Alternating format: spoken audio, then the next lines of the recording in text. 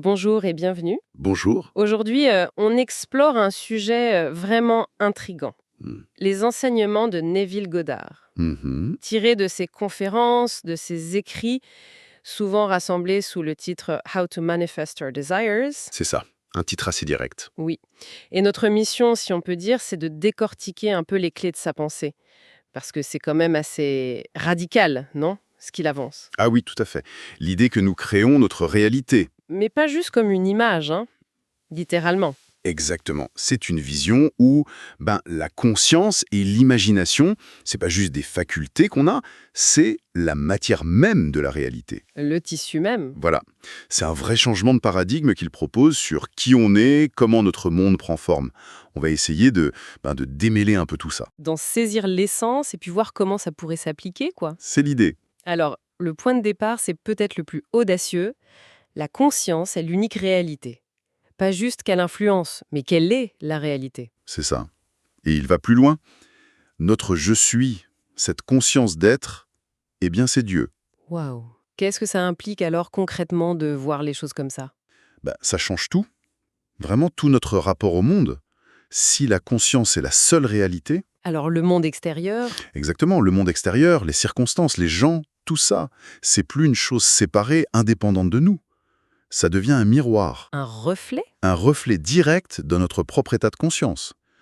Oui, ça peut paraître vertigineux comme idée. Vertigineux, c'est le mot. Ça bouscule notre vision habituelle d'un monde objectif, là, dehors.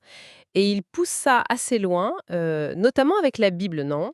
Il ne la lit pas comme un livre d'histoire. Ah non, pas du tout. Pour Godard, la Bible, c'est un immense drame psychologique. Une allégorie, en fait. D'accord. Les personnages, Abraham, Moïse, Jésus, les événements, les miracles, ce ne sont pas des faits historiques externes pour lui.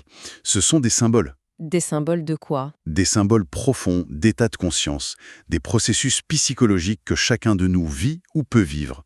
Ce sont des facettes de la conscience humaine en action. Des étapes dans le déploiement de notre propre pouvoir créateur. Donc, quand il dit que notre «je suis» est Dieu, il parle pas d'un vieux barbu dans le ciel, mais de cette puissance créatrice, Qui est en nous? fondamentale, qui est en chacun de nous, dans notre conscience d'exister. C'est exactement ça. Le je suis, ou I amness, comme il dit souvent, c'est le nom de Dieu, oui, mais c'est aussi notre essence la plus profonde. C'est la source. La source de tout ce qui apparaît dans notre monde. Voilà. Il n'y a pas d'autre créateur. C'est vraiment la base de tout son enseignement. Réaliser que notre propre conscience est la seule puissance qui opère derrière le rideau. D'accord, c'est un sacré fondement. Alors, si notre conscience est cette réalité première, comment on la modèle? Comment on passe de, disons, ce qu'on vit maintenant à ce qu'on désire? C'est là qu'intervient l'imagination. L'imagination, mais pas comme la rêverie, la fantaisie. Non, pas du tout. Pour Godard, l'imagination, c'est l'acte créateur. Le vrai. Sa phrase célèbre, « L'imagination crée la réalité », faut la prendre au pied de la lettre. D'accord. Il utilise beaucoup le mot « supposition » ou « assumption » en anglais. C'est l'acte d'accepter mentalement comme vrai ce qu'on désire être ou avoir. Même si tout autour de nous dit le contraire. Oui, même si nos sens, notre situation actuelle, crient « c'est faux ». C'est ça, l'acte de foi en l'imagination.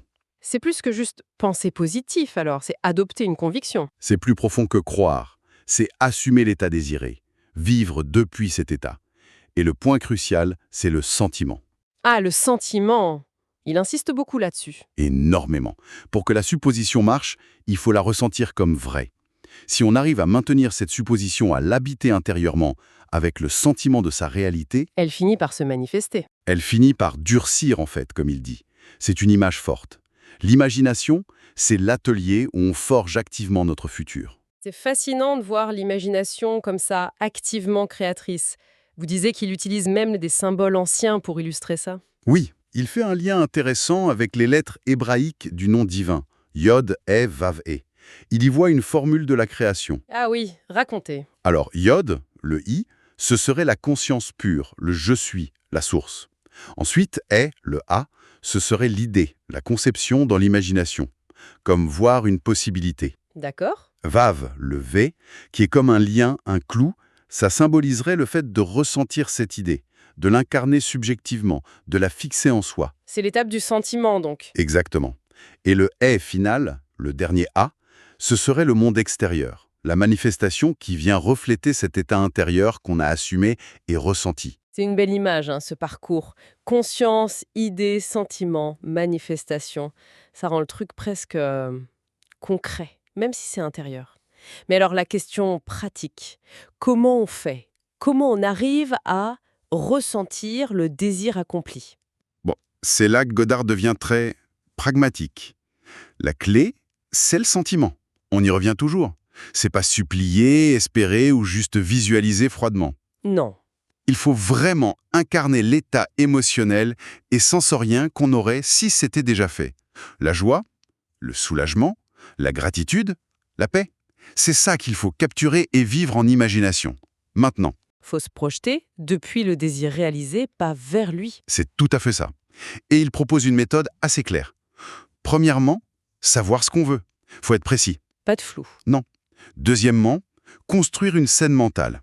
Très courte, un acte simple qui implique que c'est déjà arrivé. Pas la scène du désir lui-même, mais ce qui vient après. Exactement. Si on veut un job, peut-être imaginer une poignée de main, de félicitations. Si c'est le mariage, sentir l'alliance au doigt. Si c'est la santé, faire en imagination un truc qu'on ne pouvait pas faire avant. L'acte doit crier, c'est fait. D'accord. Et ensuite, il y a un état d'esprit particulier à avoir, c'est ça? Oui, troisième étape, cruciale, entrer dans un état de relaxation profonde, proche du sommeil. Il appelle ça parfois le sabbat. Le sabbat. Oui, dans son sens de cessation de l'effort. Le corps est détendu, l'esprit conscient est calme, moins critique. On arrête de lutter mentalement. C'est un état de lâcher-prise où on est plus réceptif? Voilà. Et dans cet état de détente, presque de somnolence, on doit alors vivre cette scène imaginaire. Pas juste la voir, la ressentir. Avec tous les sens. Ah, exactement. Oui. Toucher, voir, entendre, sentir. Comme si c'était réel, maintenant. Et il conseille de répéter cet acte imaginaire, en boucle, comme une berceuse mentale, jusqu'à ce que ça semble naturel, réel. Et il parle aussi de répéter une phrase, non? Oui, parfois, juste une courte phrase qui implique l'accomplissement. Genre « merci » ou « c'est merveilleux », en s'imprégnant du sentiment, jusqu'à s'endormir dedans. Cette insistance sur l'état de somnolence, c'est intéressant. C'est comme si on bypassait notre esprit rationnel, nos doutes. C'est l'idée. On contourne le gardien conscient qui analyse et juge en fonction de la réalité présente. Dans cet état de sabbat, la supposition désirée peut s'implanter plus facilement dans le subconscient, qui, selon Godard, dirige la manifestation. L'effort est minime, c'est le sentiment qui fait le travail. Ça demande quand même une sacrée discipline intérieure, j'imagine. Pour illustrer ça, il raconte souvent des histoires personnelles. Celle de son voyage à la Barbade, c'est la plus connue, non? Oui, elle est très parlante. C'est en 1933, à New York, en pleine dépression. Neville est jeune, danseur, pas d'argent, pas de job stable. Et il veut aller à la Barbade pour Noël. Il en meurt d'envie. C'est son île natale, mais objectivement, il a zéro moyen d'y aller. Il va voir son mentor, Abdullah. Et Abdullah, il lui dit quoi? Il lui donne de l'argent? Non, rien de tout ça. D'après Neville, Abdullah l'écoute, puis lui dit juste « Tu es à la Barbade. Point. » Et il refuse d'en parler plus. La chose est faite. Un enseignement direct par l'exemple. Assume-le. Exactement. Et Neville a dû l'appliquer. Comment il a fait alors, concrètement? Eh bien, pendant des semaines, tout en vivant sa vie à New York, chaque soir avant de dormir, et même dans la journée, il s'efforçait à sentir qu'il était à la Barbade. Marcher dans New York en se sentant à la Barbade. C'est ça. Imaginer la chaleur, les palmiers, la maison familiale. Mais surtout, cultiver le sentiment d'y être. Il s'endormait chaque nuit mentalement à la Barbade, sans se préoccuper du comment. Et contre toute attente. Les choses se mettent en place. D'abord, une lettre de son frère à la Barbade, avec $50 dedans, sans que Neville ait rien demandé. Pas mal, mais pas suffisant. Non. Le billet le moins cher coûtait un peu plus. Et pire, on lui dit qu'il n'y a plus de place en 3e classe sur le dernier bateau avant Noël. Aïe. Mais il persiste dans son état d'esprit. Il va quand même à la compagnie maritime. Et là, surprise, une annulation de dernière minute, en 1re classe. En première classe, Oui, non seulement il part, mais il voyage en première classe, comme il se l'était imaginé au début avec Abdullah, en rêvant de voyager confortablement. c'est fou comme histoire. Ça illustre tellement de choses, l'assomption persistante, l'importance du sentiment et l'idée que les moyens, le comment, se déploient tout seuls, souvent de manière imprévue. C'est ce qu'il appelle le pont d'incident. Une fois que la fin est acceptée en imagination, le chemin se crée. C'est puissant. Et il donne plein d'autres exemples, hein. Une femme qui imagine sentir une alliance à son doigt tous les soirs et qui rencontre son futur mari. Un homme endetté qui visualise son relevé de prêt à zéro, ressent le soulagement et reçoit une prime inattendue. Ça ancre l'idée que c'est pas juste de la philo, mais une technique. Avec des résultats concrets, selon lui. Une autre idée forte qui découle de tout ça, c'est il n'y a personne à changer sauf soi-même. Ça, c'est pas facile à avaler parfois. On a souvent l'impression que le problème vient des autres. C'est un point clé et souvent mal compris. Il dit pas que les actions des autres n'existaient pas. Il dit que notre expérience de ces actions et comment les gens se comportent avec nous dépend de notre propre état de conscience, de notre concept de nous-mêmes. Donc si je me vois comme une victime, Tu risques d'attirer des situations qui confirment ça. Si je veux qu'un tel change d'attitude envers moi, je dois pas essayer de le changer lui, mais de changer ma propre conception de moi dans cette relation. Et peut-être ma conception de lui aussi. c'est exactement ça. D'abord, soi. Si je change mon état intérieur, si je m'assume comme quelqu'un de respecté, d'aimer, peu importe, ma perception des autres change. Et selon Godard, leur comportement vers moi va tendre à s'aligner sur mon nouvel état. C'est le monde miroir. Tout à fait. Au pur, tout est pur, cite-t-il souvent. Pour voir du bon dehors, cultive-le dedans. Se sanctifier soi-même pour voir le monde sanctifié. Ça nous redonne une responsabilité énorme et aussi un pouvoir incroyable. Si le monde reflète, c'est en polissant notre miroir intérieur qu'on change l'image. Et ça nous amène à une autre technique assez radicale, la révision. Changer le passé. Comment c'est possible? La révision, c'est fascinant. Elle ne change pas l'effet historique brut, bien sûr. Elle change l'impact psychologique d'un événement passé, et donc ses conséquences futures sur nous. D'accord. Comment on fait? On prend un événement de la journée, ou un souvenir plus ancien, qui nous a laissé un goût amer, une dispute, une erreur, une déception. Et on le rejoue en imagination. Mais en le modifiant. Oui, on le rejoue comme on aurait aimé qu'il se passe. Si la réunion était tendue, on l'imagine harmonieuse, constructive, avec un bon résultat. Et la clé, c'est encore le sentiment. Toujours. Il faut ressentir la satisfaction, l'harmonie de la scène révisée. Comme si ça s'était vraiment passé comme ça. En faisant ça, dit Godard, on neutralise l'empreinte négative de l'original dans notre conscience. On la remplace en quelque sorte. On la remplace par une nouvelle expérience imaginaire, mais ressentie comme réelle. Et comme la conscience est la seule réalité, cette nouvelle mémoire prend le dessus et coupe les conséquences négatives potentielles. C'est un outil de pardon, de libération des schémas. C'est un outil de nettoyage émotionnel puissant en fait, Très puissant, oui. pour se libérer du poids du passé. Bon, alors si on essaye de résumer tout ça. L'enseignement de Neville Goddard, c'est un peu comme s'il nous disait « Vous êtes les auteurs et les metteurs en scène de votre vie ». C'est une bonne image, oui. La conscience, c'est la scène, c'est l'encre. L'imagination, c'est le stylo. Et le sentiment du désir accompli, c'est l'acte d'écrire qui rend l'histoire réelle. Exactement.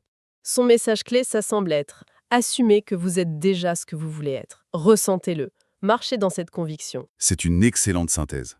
Il nous ramène sans cesse à notre pouvoir créateur intérieur. Et à la responsabilité qui va avec. Si nos pensées, nos images et surtout nos sentiments, nos suppositions dominantes Consciente ou inconsciente. façonnent notre expérience, alors s'observer devient essentiel. Quelle croyance j'ai sur moi, sur le monde? Quels sentiments je cultive le plus souvent? Il nous invite à utiliser notre imagination consciemment. Oui, et délibérément. Pas pour fuir la réalité, mais pour la créer. Pour l'aligner sur nos idéaux les plus élevés. Notre concept le plus noble de nous-mêmes. Ça demande une vigilance presque constante, non? Ça demande au moins une prise de conscience, une attention. Et ça soulève une question peut-être pour conclure notre discussion, une pensée à laisser mûrir. Si nos suppositions internes sont vraiment les graines de notre futur, quelles graines est-ce qu'on est en train de planter là, maintenant? Par nos pensées, nos sentiments habituels.